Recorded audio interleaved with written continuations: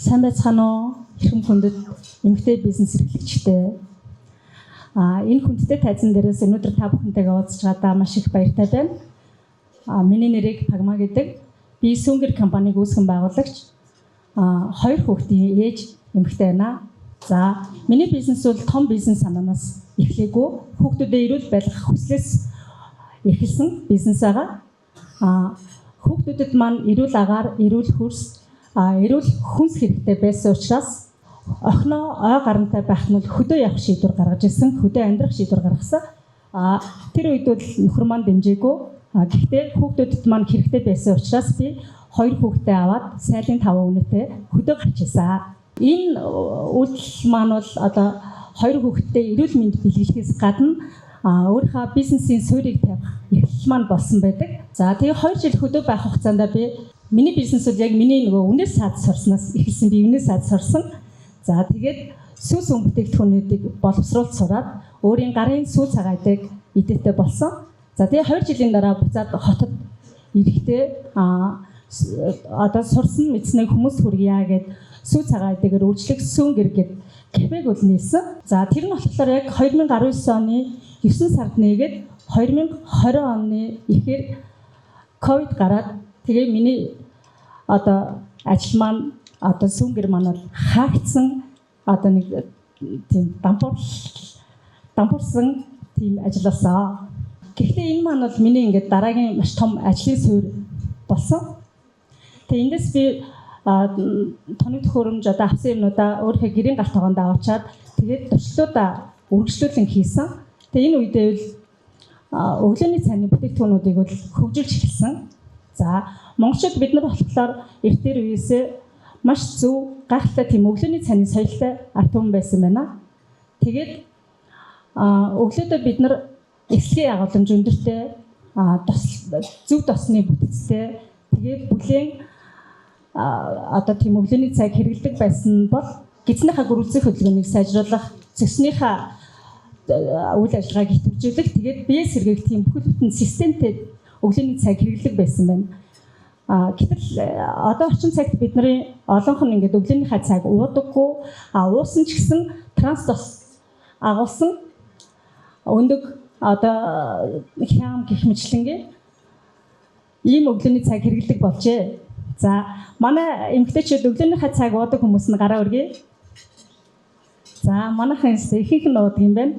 За одоо уудаг хүмүүсээс мань саяны шаардлагат нийцсэн эслийн агуулмжтай, досны агуулмжтай өглөөний цай уудаг хүмүүс нь гараа өргөе. За тэгвэл үлдсэн хэсэг нь ингээ манай хэрэглэгч болох юм байна. Тэгээ 2020 оноос эхлээд ингээд яг өглөөний цайны цогц шийдлийг бол боловсруулж эхэлсэн. Тэгээ манай анхны бүтээгдэхүүн болохоор 10 амттан одоо тэр ихний хэсэгт байгаа 10 амттан бол манай анхны бүтээгдэхүүн байсан. За 10 амттан, овесны амттан гээд яг зөв тосны агуулмжтай, эслэгийн агуулмжтай гэсэн шаардлагат нийцсэн энэ хүнсийг бол гаргасан. За тэг бид нар нөгөө 20 онд оюутнуудын дунд сурагчдын дунд судалгаа хийсэн чинь оюутнуудын 70% нь ерөөсөө огт цай уудаггүй, сурагчдын болонгод 50% нь ерөөсөө цай уудаггүй гэсэн дүгнэлт гарсан.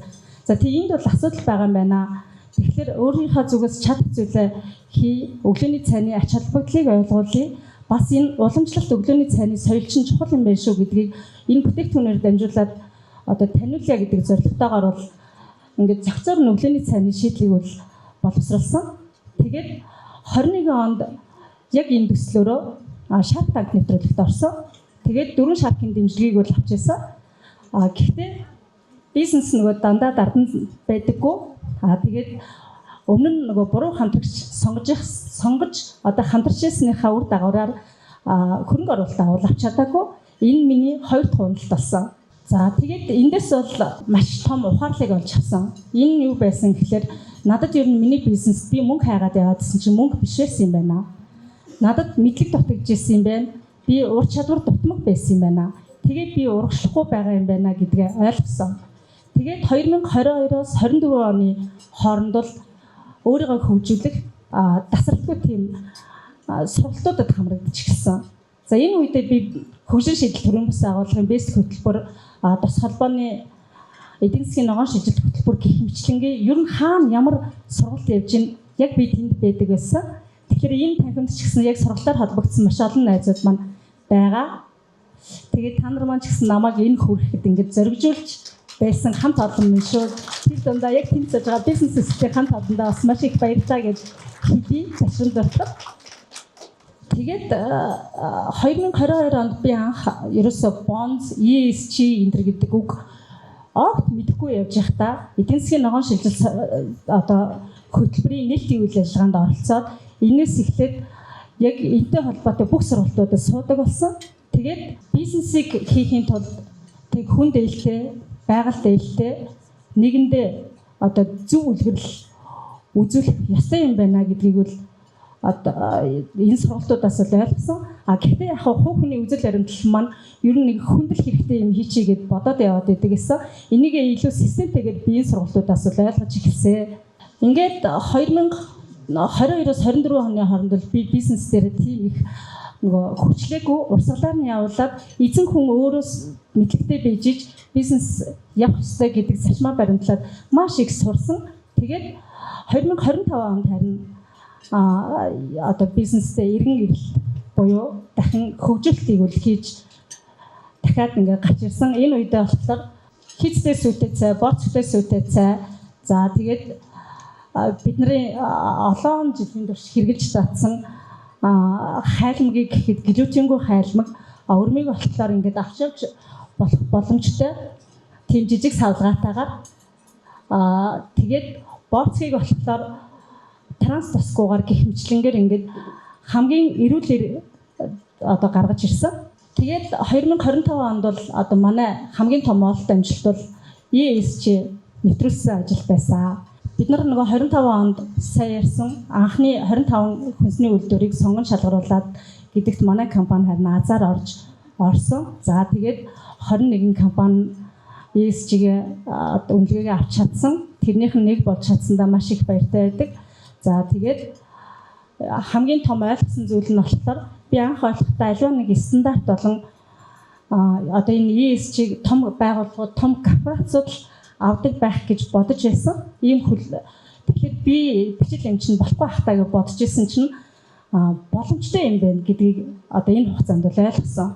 Тэгээ 25 онд тасралтгүй бас яг энэ зөвлөх үйлчлэгээ аваад тэгээ аудитуудаар шалгалтанд ороод тэгээд яг стандартаа хангаад ESG-гээ нэвтрүүлсэн. Тэгээд ESG одоо bonds стандарт гэдэг бол тийм биднээс их хол зүйл биш юм байна. Алхам тутамдаа хэрэгжүүлж байгаа энэ ажлууд маань юм байна. Миний нөгөө анхаал боддог байсан хүндэл хэрэгтэй юм хийчих юмсан гэдэг маань өөрөө ESG юм байна. За байгальдаа лээлтэй байчих юмсан гэдэг маань өөрөө ESG юм байна. За тэгээд хөлөмжийн хийгээ одоо тэгээд үйл ажиллагаанд хогоо ангилах, хөлөмжийн хийгээ бууруулах, эрчим хүчийг хэмнэх тэр бүх боломжуудыг үргэлж ингэж хайж тэгээд шийдвэр гаргалтандаа бол энэ бүхнийг хэрэгжүүлдэг болсон. Тэгэхээр натай адилхан жижиг бизнес эрхэлдэг хүмүүс байвал стандартаас ерөөсөө айх шаардлагагүй юм билээ. Стандарт нэвтрүүлснээр бол бид нар илүү компани маань системтэй болж эхэлнэ. Би байхгүй байсан ч гэсэн ажил маань явагдаж байна. За ажилчид бүгдээрээ ингээд стандартаа ойлгоцсон үед бол юм ингээд айгүй хялбар болд юм байна. Тийм болохоор дагаад эдийн засгийн хэмнэлт бас маш их гардыг байлээ. Бид нар хэмнэн чадсанаар байгууллагын санхуд бас маш их эерэг нөлөө үзүүлж байгаа. Тийм болохоор одоо энэ стандарт нэвтрүүлэхээр бодоод манайхаараа болоогүй даа гэж бодож байгаа эмэгтэйчүүд байвал зүгээр хөдлөөд эхлээрээ судлаад эхлээрээ тэгээд та бүхэндээ амжилт хүсье. Баярлалаа.